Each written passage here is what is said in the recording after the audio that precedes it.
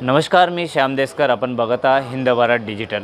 आज महाराष्ट्राची उपराजधानी नागपूर येथे अखिल मराठा महासंघाची पत्रकार परिषद झालेली आहे. आपल्यासोबत संभाजीराजे आहे. सर, हिंद भारत डिजिटलमध्ये आपलं त्यांना बोलायचं ना, त्यांना बोलायचं बाकी आपण काय सांगणार आज पत्रकार परिषद आपली कशा संदर्भात आयोजित करण्यात आली? इकडे अखिल भारतीय मराठा महासंघाने राज्याचे उपमुख्यमंत्री देवेंद्र फडणवीस साहेबांच्या नेतृत्वाखाली आणि माननीय एकनाथ शिंदे साहेबांच्या नेतृत्वाखाली मराठा महासंघाने महायुतीला पाठिंबा दिलेला आहे. महायुतीला पाठिंबा देण्याचं कारण काय, तर गेल्या मराठा समाजासाठी जे माननीय एकनाथ शिंदे साहेब आणि देवेंद्र फडणवीस साहेबांनी जे काम आत्ता केलेलं आहे ते 2.5 वर्षाच्या काळामध्ये, आणि पुढल्या मुख्यमंत्री असताना देवेंद्र फडणवीस साहेब यांनी ते मोठं काम केलेलं आहे. आत्तापर्यंतच्या इतिहासामध्ये एवढं काम मराठा समाजासाठी कोणी केलं नाही. कुठले कुठले कामं केलेले आहे, काय सांगणार? मराठा मुलांसाठी सारथी नावाची संस्था काढली. अण्णासाहेब पाटील महामंडळाला 1 लाख रोजगार उपलब्ध करून दिला.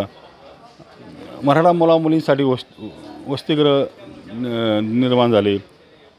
अशा अनेक योजना त्यांनी स्थापन केलेल्या आहेत. मनोज जरांगे यांनी आंदोलन सुरू केले, आपण देखील सोबतच होतात. नंतर का बरं असं तुम्ही म्हणजे बाहेर पडले त्या आंदोलनातून? मनोज जरांगे पाटलांनी जे आंदोलन सुरू केलेलं होतं ते ओबीसीतून आरक्षण मिळावं म्हणून. त्यांची भूमिका योग्य आहे. ओबीसीतून आरक्षण मिळालं, पण आरक्षणाची मर्यादा वाढवल्याशिवाय ओबीसीतून आरक्षण मिळत नाही. गेल्या वर्षी 25 जुलैला दिल्लीला मराठा महासंघाने आंदोलन केलेलं होतं आणि आमच्या जाट, पाटीदार, गुजर समाज देशातले सर्व नेते उपस्थित होते आणि आमची सगळ्यांची भूमिका एकच होती का दिल्लीमध्ये आरक्षणाची मर्यादा वाढवा, ते केंद्राला अधिकार आहे. त्या दरम्यानच्या काळामध्ये लोकसभेचं इलेक्शन लागलं. मनोज जरांगे पाटलांचं म्हणणं आहे की ह्या 50% आम्हाला आरक्षण दिलं पाहिजे.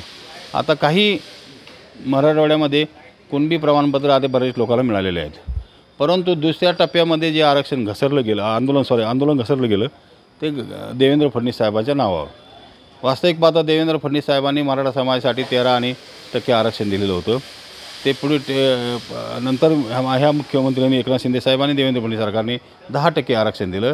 ह्या आरक्षणाची तुम्हाला हे आरक्षण टिकल नाही टिकल याला मला माहीत नाही, परंतु तात्पुरता तर त्याची मलमपट्टी आत्ता झालेली आहे मुलींसाठी. परंतु हे सगळा जो प्रकार आहे तो हा सगळा प्रकार दोष केंद्रित आणल्यामुळे जरांगे पाटलाचे आंदोलन आता शांत झालेलं दिसते.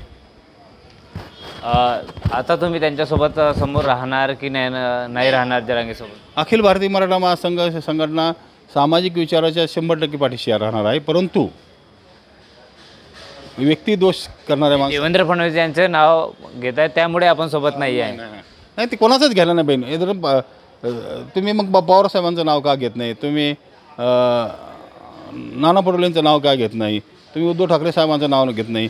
तर आमचं तर म्हणणं असं आहे की मराठा महासंघाची मागणी अशी का लेखी त्यांनी ओबीसी आरक्षण मराठा समाज द्यावं असं त्यांनी पक्षाने लिहून द्यावं. एक शेवटचा प्रश्न विचारतोय. अशी देखील चर्चा आहे की मनोज जरांगे पाटील यांना शरद पवार यांनी या आरक्षणाच्या मुद्द्यावरती बसवलेलं. या चर्चेवरती काय वाटतंय तुम्हाला? नाही, ती चर्चा काही असू, परंतु आरक्षण आंदोलन वाटतंय का शरद पवार यांनी बसवलेलं नाही? ते कसं आहे, ते जडतरचे उत्तर आहे. त्याला काही महत्त्व नाही, परंतु आरक्षणाचं आंदोलन घसरलेलं आहे आता. मनोज जरांगे पाटील यांच्या आंदोलनाचे असर जे आहे ती घसरलेले असं मराठा महासंघाने नागपूर येथे पत्रकार परिषद घेत बोललेले आहे. हिंद भारत डिजिटलकरिता मी श्याम देशकर, नागपूर.